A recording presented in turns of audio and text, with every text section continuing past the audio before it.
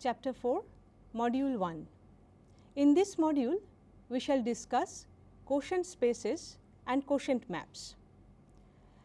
Another name for quotient space is identification space. Construction of identification spaces from a given topological space give methods for obtaining various topological spaces from given ones. We shall see that apparently complicated spaces can be viewed as quotient spaces of very simple looking topological spaces. We introduce quotient spaces by looking at an illustrative example. Consider a rectangle X. The rectangle contains the points x, y, where x varies between 0 and a and y varies between 0 and b. Here a and b are real numbers greater than 0. Now, we partition the points of x as follows. We take the points on the left vertical edge of the rectangle, call the point 0 y. We take it with the same set as the point a y, which is on the right edge of the rectangle. So, that means we are taking the points 0 y and a y in the same set of the partition, where y varies from 0 to b, and any other point of the rectangle will be in the singleton set x y. So, that means we are identifying the opposite edges of the rectangle and we obtain a new figure which is actually a cylinder. If C denotes the collection consisting of each member of the partition, then we can define a natural map pi from x to C, which is described by the point x goes to the point x bar of C, where x bar is the set which contains the point x. Since it is a partition, x belongs to one and only one member of C, and therefore, this mapping pi is well defined. Now, we use this map to topologize C as follows. We assign the largest topology on C, which makes this function pi continuous. That means, a set O is open in C if and only if pi inverse O is open in X. This particular topology is called quotient topology or identification topology on C. Now, it is worthy to mention that a partition gives rise to an equivalence relation. On the other hand, an equivalence relation always gives a partition which consists of the disjoint equivalence classes. So, in the explanation above, one may use an equivalence relation instead of a partition. Following are two very important observations about this map pi and the topology that we have already defined here. First of all is that the quotient topology on C is same as the subspace topology on C induced from R3. This result follows from looking at the basic open sets of C as a subspace of R3. We know that the basic open sets of R3 are the open balls, and when it is intersecting with the space C, it is giving back the open sets of C, rather the basic open sets of C. So, the basic open sets in this case, when C is a cylinder, will be the opened disks drawn on the surface of the cylinder. The second observation is very important, that pi, which we have defined from x to C by mapping the point small x of capital X to the set x bar, which contains the point x, is not an open map. We observed that the function pi was defined from x to C, and the topology was such that it takes precisely the open sets of C back to the open sets of x. That means that it cannot pull back any other set to an open set of x, but that does not mean that it will take an open set to an open set of C. Here is one illustration. If we take the half disk D containing the points x, y from capital X, having center at A b by 2 and radius b by 4, then that is surely an open set in X with respect to the subspace topology induced from R2. But if we take pi of D, the image of D under the map pi, then once again we will get this open half disk drawn on the cylinder. Now, pi D is not open in C with respect to the subspace topology induced from R3. So, that means pi will not be an open map. Now, we generalize the construction involved in this illustration for any topological space X instead of a rectangle on R2. Let us take a topological space X and an equivalence relation rho on X. We take all the points x bar, where x varies over capital X, where x bar stands for equivalence classes of the relation rho,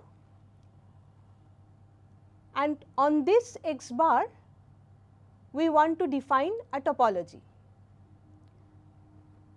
So, we define the function pi as usual from capital X to x bar by the map which takes the point x to x bar, where x bar is the class containing the point x. The quotient topology on x bar is the largest topology that makes this function pi continuous. That is, any set O is open in x bar if and only if pi inverse O is open in X. The space x bar is then called quotient space or identification space of capital X. Let us go through some examples. The first example shows that we have started with an unit circle S1. We want to show that this circle S1 is a quotient space of the closed interval 0, 1, where the partition is given by the points, rather the sets singleton x for every x within 0 and 1 and a 2-point set 0 1. That means, we are starting with a line segment from 0 to 1. In the diagram, we take a line segment from 0 to 1. The points 0 and 1 are drawn in the figure by red dots. This identification says that we are gluing these two red dots together. By this identification, we are going to get a circle where the only identification is made on the two dots to form a single dot on the circle. In the next example, we see that a 2-sphere is a quotient space of the unit closed disk D2, where the partition is given by each singleton xy, which represent the distinct class when the point is not on the boundary circle. And secondly, we take the set of points on the boundary circle which represent a single class.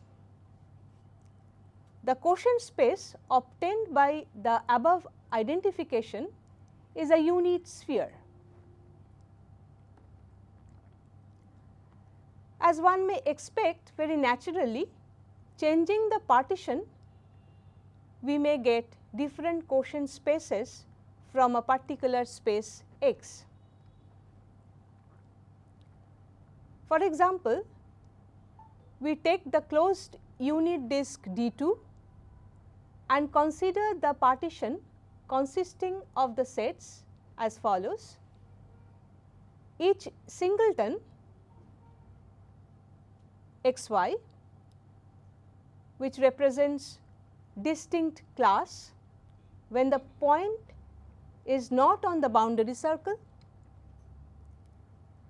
and when the point is on the boundary circle, we take the points xy and its diametrically opposite point -x -y in the same class. So, the quotient space of D2 determined by the above partition is called the real projective plane RP2. Here we see that the partition is different from the one which we have explained in the last example, and therefore, the quotient space obtained is totally different one. Previously it was a sphere, but in this case it is projective plane. Now, we recapitulate a few figures which are very well known topological objects. The first one is the real projective plane. The second one is a Mobius band. Third is a torus, and the last one is a Klein bottle. In the previous example, we have seen that a projective plane can be obtained from a rectangle by some quotient topology. We shall see next how we can obtain the quotient spaces Mobius band, torus and Klein bottle from a rectangle by changing the equivalence relation.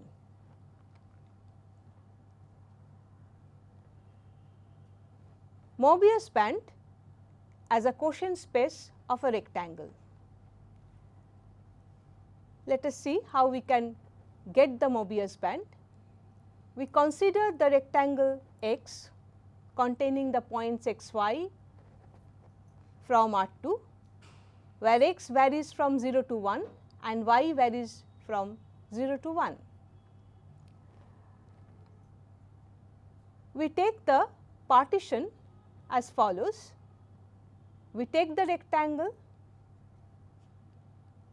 take the vertical edges of the rectangle and identify the left edge with the right edge, but in a reverse direction. That means, the point 0 y on the left edge will be identified with the point 1 minus y on the right edge. So, taking a rectangle and identifying two opposite edges of the rectangle, we are obtaining the Mobius band, but while identification we are giving a twist to the rectangle.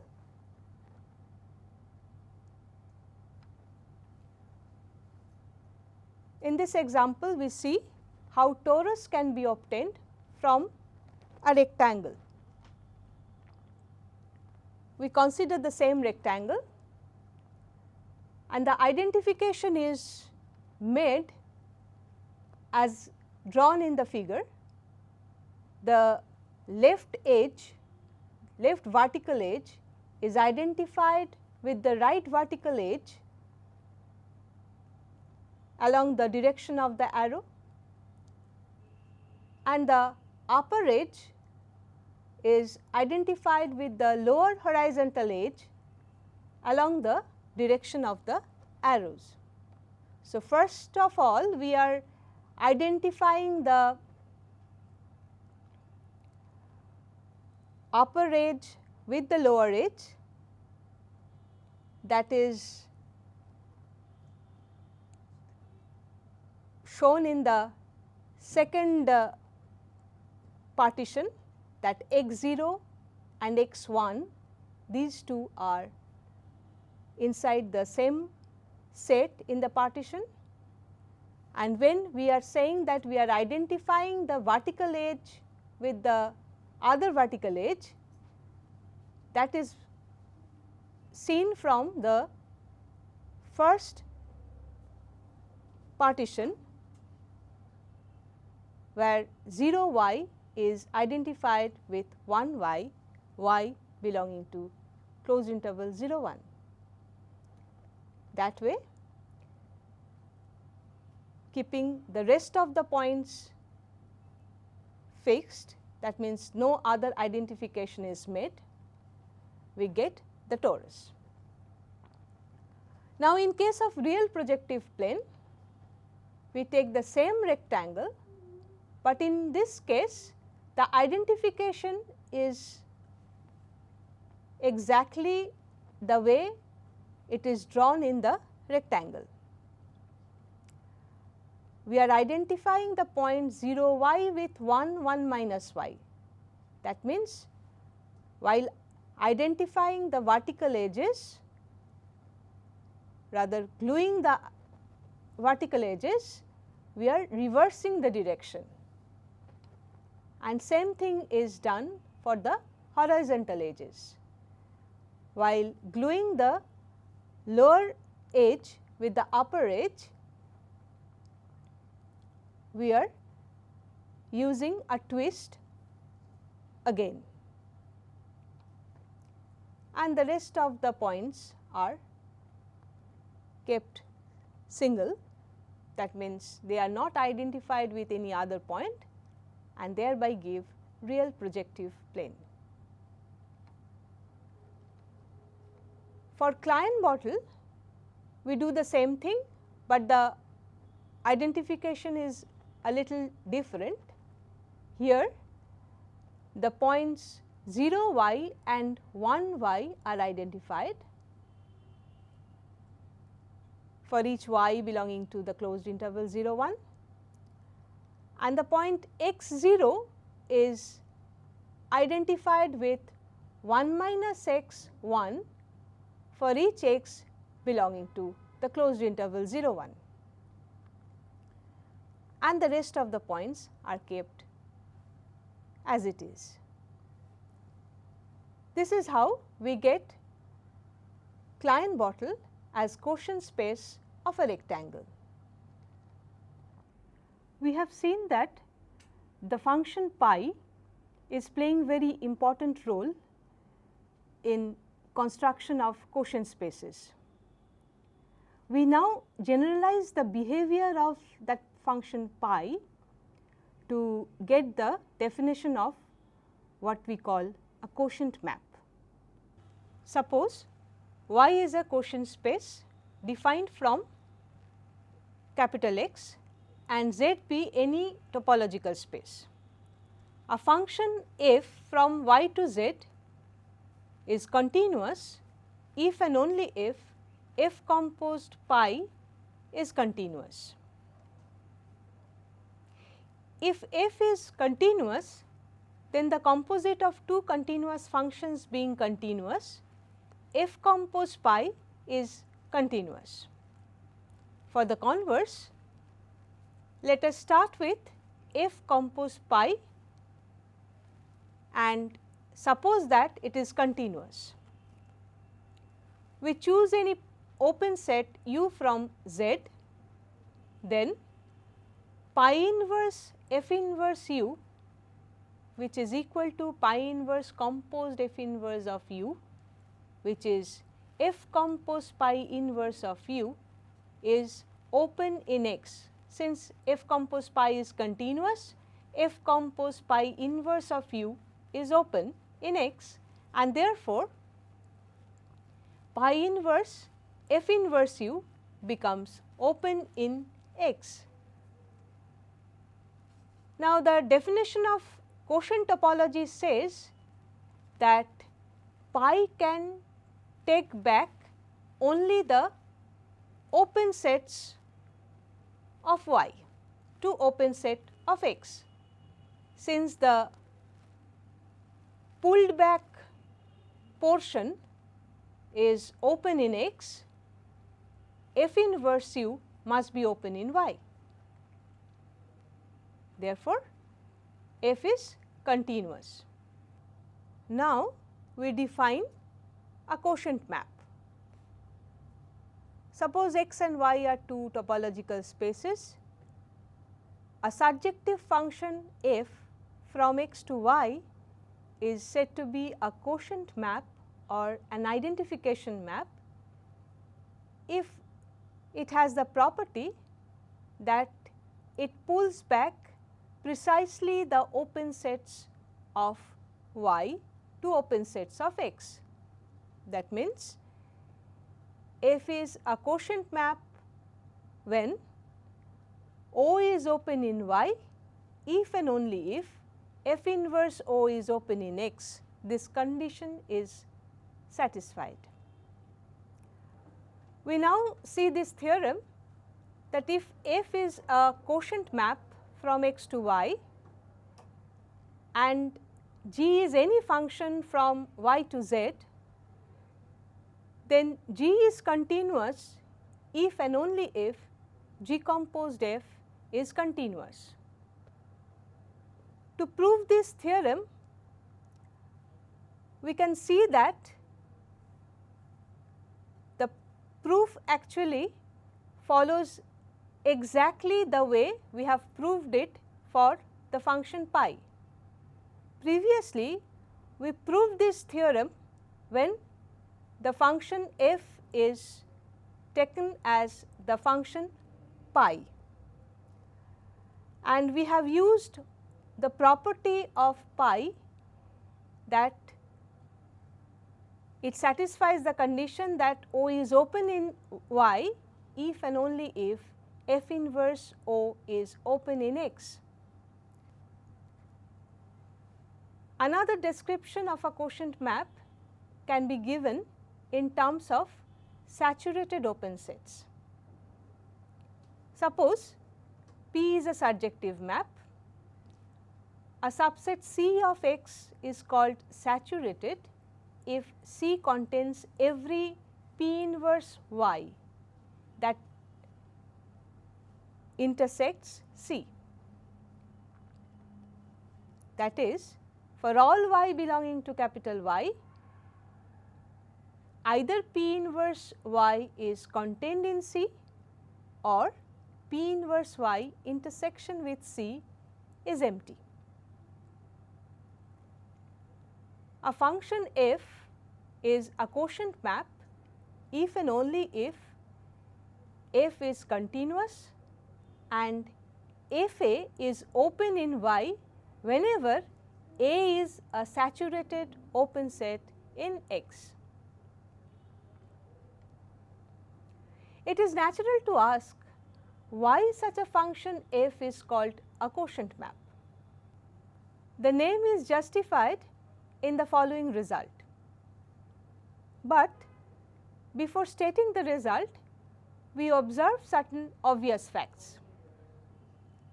Let f from x to y be any function.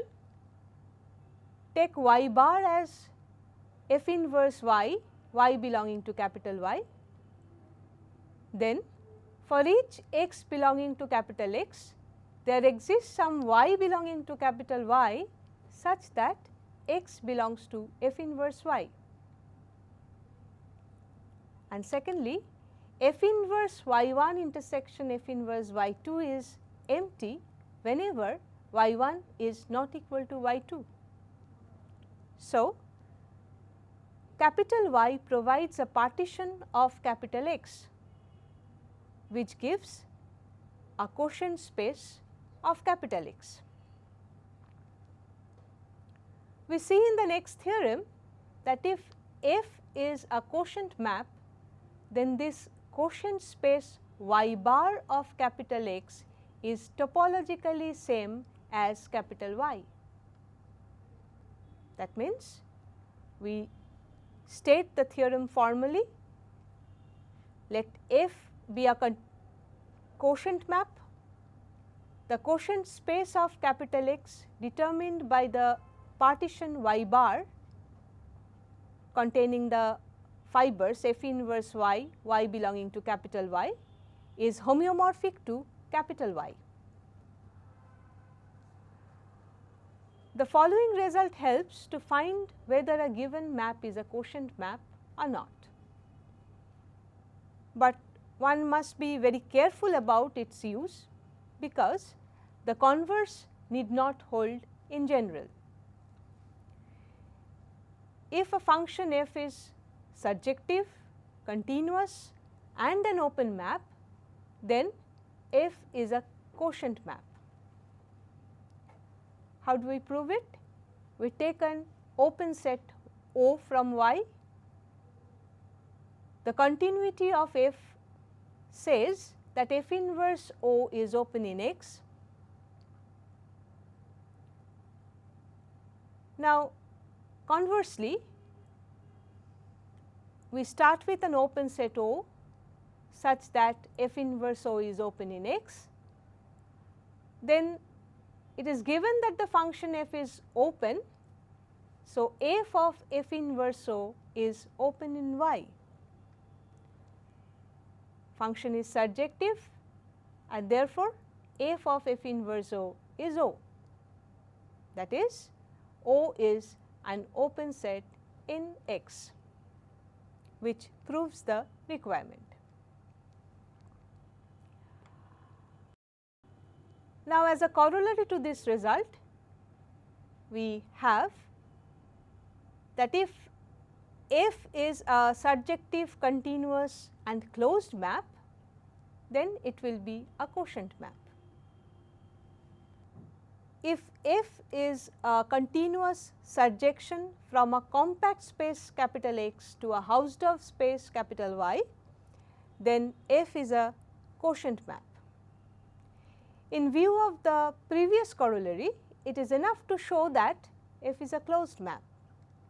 So, we start with a closed set C from X, C being a closed set in a compact space capital X, it is compact. Therefore, the continuous image FC is compact in Y. Once again, compact subspace of a Hausdorff space is closed, and therefore, FC is closed in Y. That means, F is a closed map. Therefore, using the previous corollary, we have that F is a quotient map. So, in this module, we have seen the construction of various important topological objects such as projective plane, Klein bottle, Mobius band, torus, etc. as quotient spaces of rectangles. In the next module, we shall see various other techniques of forming quotient spaces from rectangles. With this note, we end chapter 4, module 1.